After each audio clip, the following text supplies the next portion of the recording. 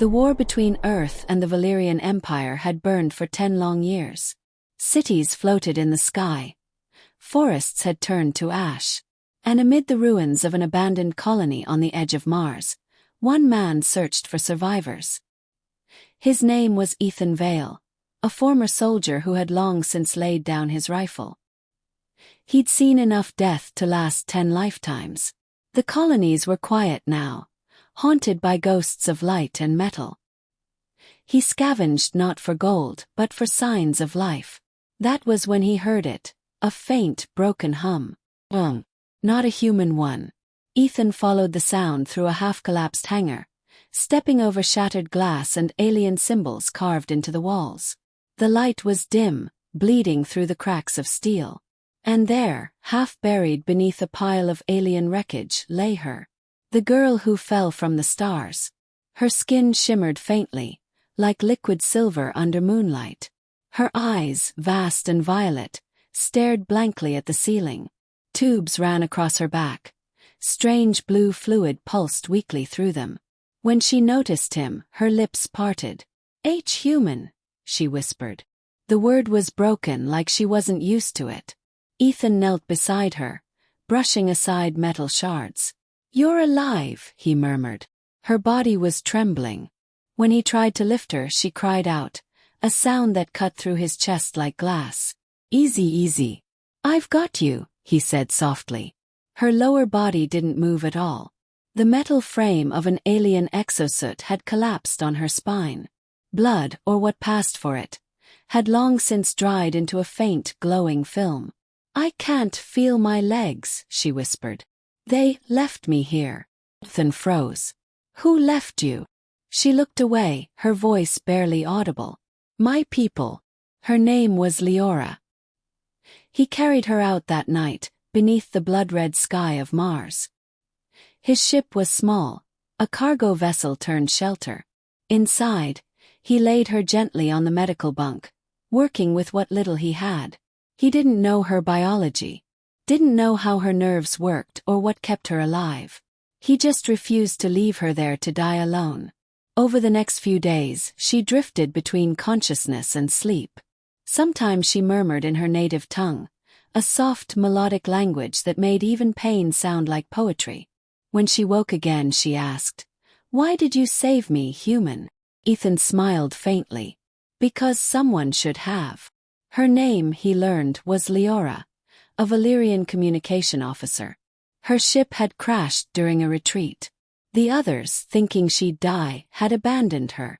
She should have hated him, the enemy, but she didn't. Perhaps it was because he treated her like more than a broken weapon. Perhaps it was because for the first time, she saw compassion not born of duty, but of heart. Learning to speak. Weeks passed.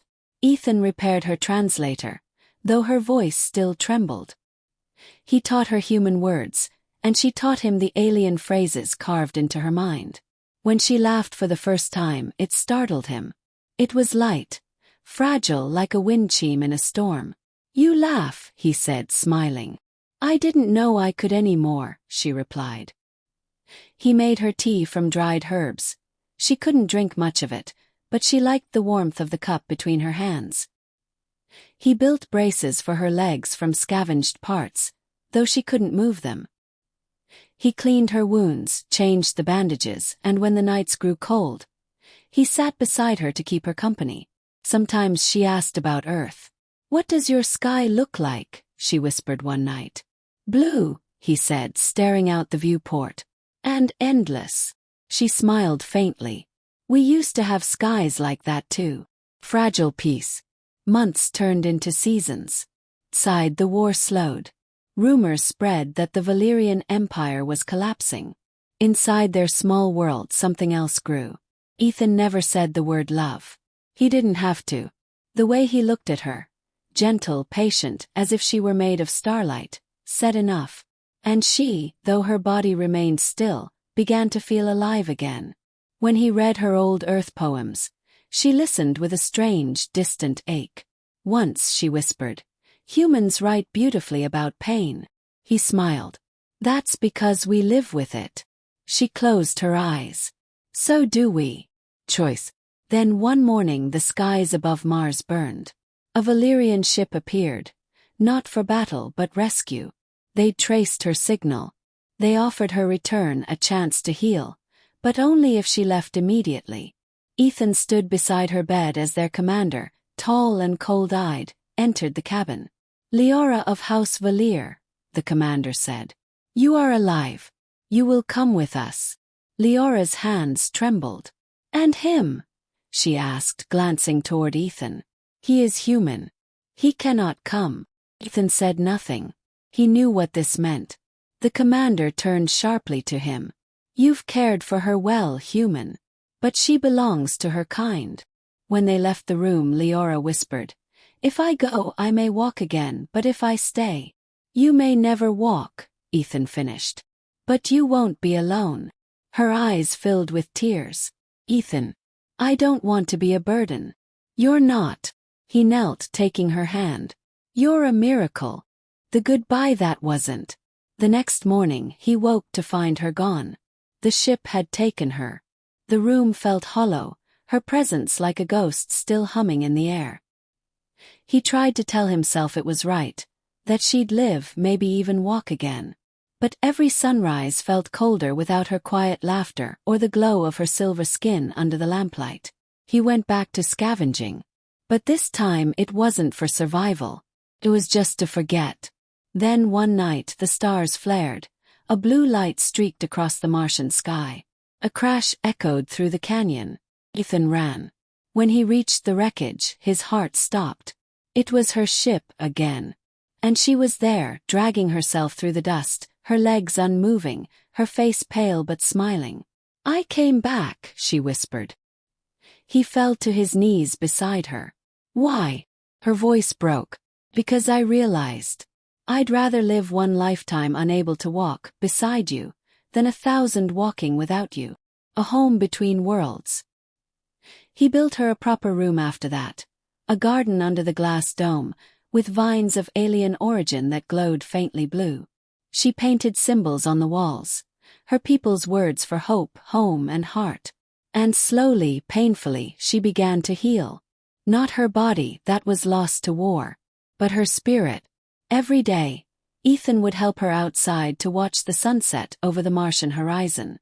She'd rest her head on his shoulder, her skin warm from the fading light.